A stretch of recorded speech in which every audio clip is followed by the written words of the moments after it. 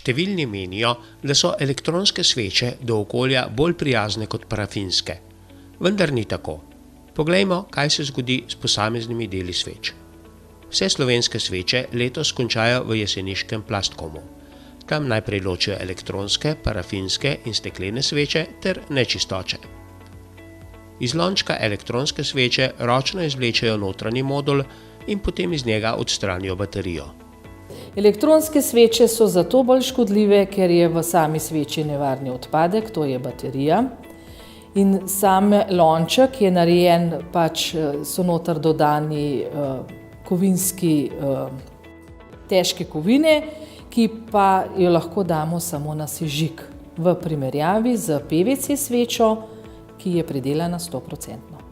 Vosek iz navadne sveče stalijo, vlijejo v kalupe in ga v celoti izvozijo. Kaj pa se zgodi z lončkom?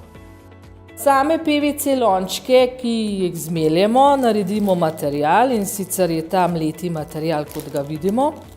Ta material prodamo 90% v tujino, v Nemčijo, medtem ko 10% ostane v Sloveniji, kjer se naredijo določeni izdelki. V tem primeru imamo distančnike za tunele in PVC cevi za kanalizacijo. Sistem ravnanja z odpadnimi svečami ne deluje. Veliki kupi se nabirajo na dvoriščih komunalnih podjetij. Kje je razlog? Sistem ne deluje zato, ker je v Sloveniji trenutno ustanovljenih 4 sheme, ki so med sabo so konkurenčne, se med sabo v bistvu znižujejo ceno. Zato sistem ne more delovati.